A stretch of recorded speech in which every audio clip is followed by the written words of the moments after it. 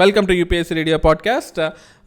మనం TGPSC group 1కి కావాల్సిన తెలంగాణ ఎకానమీ సబ్జెక్ట్ ఉంది కదా, చాలా ఇంపార్టెంట్ కదా. తెలంగాణలో ఉండి తెలంగాణ ఎకానమీ చదువుకోకపోతే ఇంకే ఎకానమీ చదువుకుంటావు. సో తెలంగాణ ఎకానమీలో తెలంగాణ సోషియో ఎకనామిక్ అవుట్లుక్ అని ఒక బుక్ ఉంటుంది.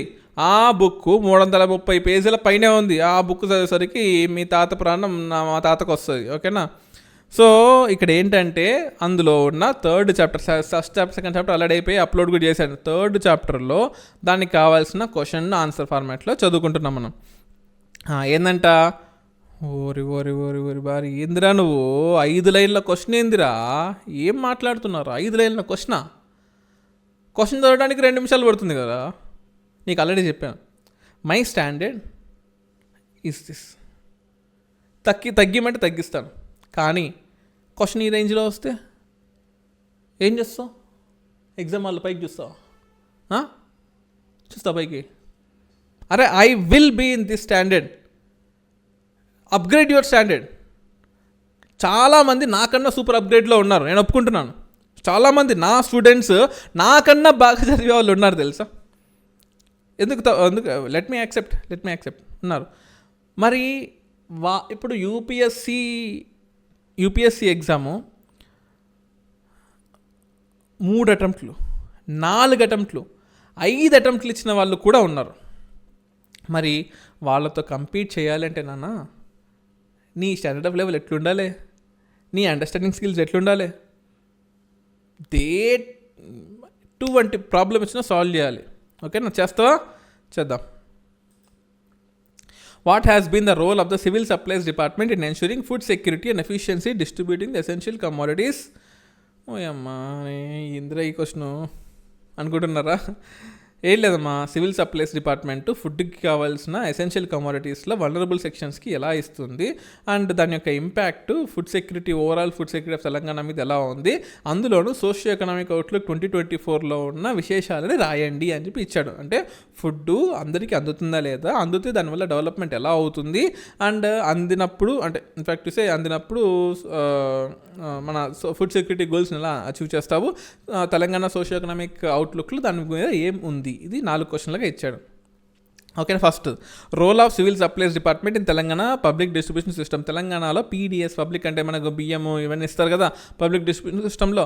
అందులో తెలంగాణ యొక్క అసలు ఏంటి పబ్లిక్ డిస్ట్రిబ్యూషన్ సిస్టమ్ ఎలా ఉంది అనుకుంటే, సివిల్ సప్లైస్ డిపార్ట్మెంట్ మనకు ఇవన్నీ అన్నం ఇవన్నీ ఇస్తుందన్నమాట. బియ్యం 17,000 ఫెయిర్ ప్రైస్ షాప్స్ ఉన్నాయి తెలంగాణ వైజ్గా. అందులోనూ ఈచ్ ఫెయిర్ ప్రైస్ షాప్స్లో 522 ఫ్యామిలీలు మనకు ఒక షాప్ తరఫున ఉంటున్నాయి. అండ్ ప్రతి 2,000 మందికి కూడా ఒక షాప్ ఉంటుంది. మంత్లీ ఈ ఫోర్టిఫైడ్ రైస్ 281 లక్షల బెనిఫిషరీస్కి, అలాగే 89.97 లక్షల ఫుడ్ సెక్యూరిటీ కార్డ్స్ ప్రొవైడ్ చేస్తూ ప్రతి మనిషికి 6 కేజీల రైస్ పర్ పర్సన్ ఇస్తున్నారు. ఓకేనా. Welfare schemes administration. The department administers welfare initiatives such as mid day meal programme ఉంది, ఎల్పిజి డిస్ట్రిబ్యూషన్ ఉంది, మహాలక్ష్మి స్కీమ్ ఉంది, ఇంటిగ్రేటెడ్ చైల్డ్ డెవలప్మెంట్ సర్వీస్ ఉంది. ఇవన్నీ కూడా మీరు రాయాల్సిందే. మన స్టేట్లో ఇంప్లిమెంట్ అవుతున్నాయి ప్రస్తుతం. ఓకేనా. అంటే ఐసిడిఎస్ పిల్లలకి ఎక్కువ ఉంటుందన్నమాట. పిల్లలకి కావాల్సిన గుడ్లు, కోడిగుడ్లు కానీ, నెక్స్ట్ బాలామృతం అంటాం, ఆ బాలామృతం ఇవ్వడం కానీ ఏమైనా ఐసిడిఎస్లో పార్ట్ అవుతాయి. Under this schemes fortified rice, సన్న బియ్యం ఇస్తారు. ఫోర్టిఫైడ్ రైస్ అన్నమా మంచి మినరల్స్ ఉన్న rice supply to 49 lakhs students and other beneficiaries. పిల్లలకు కావాల్సింది కదా, పెద్దోళ్ళు మీరు ఏదో ఒకటి తినంటారా బాబు, పిల్లలకి మంచిగా చూసుకోండి ప్లీజ్ దయచేసి.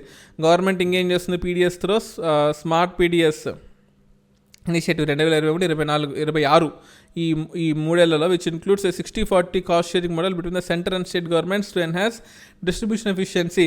డిస్ట్రిబ్యూషన్లో ఎటువంటి కల్తీలు జరగకుండా జీపీఎస్ ఎనేబుల్డ్ లారీలని పెట్టుకుంటూ and Aadhaar enabled POS machines, point of sale మిషన్స్ని పెట్టుకుంటూ మనం ఈ డిస్ట్రిబ్యూషన్ సిస్టమ్ని ఇంప్లిమెంట్ చేస్తున్నాము. అలాగే టెక్నాలజికల్ అడ్వాన్స్మెంట్లో తెలంగాణ ఎలా ఉంది అంటే, ఆధార్ సీడింగ్ 100% అయిన స్టేట్ తెలంగాణ. అలాగే ప్రతి ఒక్కటి కూడా ఈ పిఓఎస్ డిస్ట్రిబ్యూషన్ ఆన్లైన్లో అలొకేట్ అయిపోయి ఉంటుంది. అలాగే ఐరిస్ స్కాన్ చేసి బెనిఫిషరీని ఐడెంటిఫై చేసే state Telangana. Transparency point of వ్యూలో జీపీఎస్ ట్రాకింగ్లో లారీలకు అటాచ్ చేసిన one of the few states Telangana. అలాగే టోల్ ఫ్రీ నెంబర్స్, ఐవీఆర్ఎస్లు, గ్రీవెన్స్ సెంటర్స్ ఉన్న స్టేట్ కూడా తెలంగాణనే. అలాగే ఫుడ్ సెక్యూరిటీ పాయింట్ ఆఫ్ వ్యూలో మనకి ఎటువంటి బెనిఫిట్స్ ఉన్నాయి అంటే కన్స్యూమర్ ప్రొడక్షన్ ఎప్పుడూ ఉంటుంది. కన్స్యూమర్ అంటే ప్రజలు, వీళ్ళ కోసం ఎప్పుడూ ఉంటుంది. అవేర్నెస్ రైజ్ చేస్తూ ఉంటుంది. ఫుడ్ ఎక్కడ మోసపూరితంగా జరగకుండా ఎప్పటికప్పుడు అడ్డుకుంటూనే ఉంటుంది. ఫుడ్ని మోసం చేసే అడ్డుకుంటూనే ఉంటుంది. అలాగే ప్యాడీ ప్రొక్యూర్మెంట్, రైతులు ప్యాడీ అమ్ముకుంటారు కదా, మరి ప్యాడీ అమ్ముకున్నప్పుడు వాళ్ళకి పైసలు కావాలి కదా, మనకు మినిమం సపోర్ట్ ప్రైస్ కావాలి కదా. కానీ మన బ్యాడ్లకి ఏంటంటే స్వామినాథన్ కమిటీ రికమెండేషన్స్ పెద్దగా ఇంప్లిమెంట్ చేయట్లేదమ్మా, మామూలుగా చేస్తుంది అంతే. The government ensures that payment of the minimum support price MSP ఏదైతే ఉందో ఫార్మర్స్ డైరెక్ట్గా బ్యాంక్ అకౌంట్లోకి ఇస్తుంది. అలాగే online procedure procurement management system ద్వారా అకౌంట్కి ఇచ్చేస్తుంది. అంటే మధ్యలో ఈ కమిషన్లు నొక్కడాలకి ఇక్కడాలు ఏముండవు. ఎంత రైస్ ఇచ్చావో అంత రైస్ నువ్వు చేసుకో, నీ పైసలు నీకు వస్తాయి. మధ్యలో 50 రూపాయలు, 100 రూపాయలు, 200 రూపాయలు లంచాలు, కమిషన్లు ఏమీ లేవు తెలంగాణలో. అలాగే రబీ యాసంగి సీజన్లో అయితే 2023-24లో 44.15 లక్షల metric tons of paddy procure అయిపోయింది. ఎంతమంది నుంచి 7.5 లక్షల మంది. ఓకే, ఎన్ని ప్రొక్యూర్మెంట్ సెంటర్లు? 7,000 ప్రొక్యూర్మెంట్ సెంటర్లు. మొత్తం కాస్ట్ అంతా 9,000 కోట్లు. ఇందులో ఖచ్చితంగా పాయింట్స్ రాయాల్సిందేమో మీరు ఖచ్చితంగా గుర్తుపెట్టుకోండి. అలాగే ఇది ట్రాన్స్పరెన్సీ చేయడానికి మనకు అంటే ఇక్కడ మోసాలు జరగకుండా, నీ ఫింగర్ ప్రింట్ బదులు మా తాత వచ్చాడు, మా నాన్న వచ్చాడు, మా అబ్బ వచ్చాడు, ఎన్ని కాకుండా ఎవడొస్తే వాడికి ఇస్తారు అంతే. ఓకేనా, దిస్ ఈజ్ కన్క్లూషన్ కూడా. టెక్నాలజికల్ డెవలప్ అయింది. బెనిఫిషరీస్కి ఫుడ్ అనేది ఈజీగా అందుతుంది. సివిల్ సప్లైస్ డిపార్ట్మెంట్ బాగా పనిచేస్తుంది. ఇటువంటి కనుక ఇండియా మొత్తం ఇంప్లిమెంట్ అయితే ఇండియా అనేది డెవలపింగ్ స్టేట్ నుంచి డెవలప్డ్ స్టేట్గా మారిపోతుంది. ఒకసారి కామెడీ అనిపిస్తుంది తెలిసి డైలాగులు వేస్తుంటే, మా తాత చెప్పాడు, మా నాన్న చెప్పాడు, నేను చెప్తాను, మా కొడుకు చెప్తాడు అనే డైలాగులు ఎప్పుడు డెవలప్ అవుతురా బాబు ఇండియా అనిపిస్తుంది ఒకసారి. ఇంత చేస్తున్నాము, ఇంత డబ్బులు ఇస్తున్నాము, ఇన్ని ట్యాక్సులు కడుతున్నాము, గవర్నమెంట్ ఇంత చేస్తుంది మనకు, స్టిల్ వీఆర్ డెవలపింగ్. సర్లే, ఇదైతే అదైంది.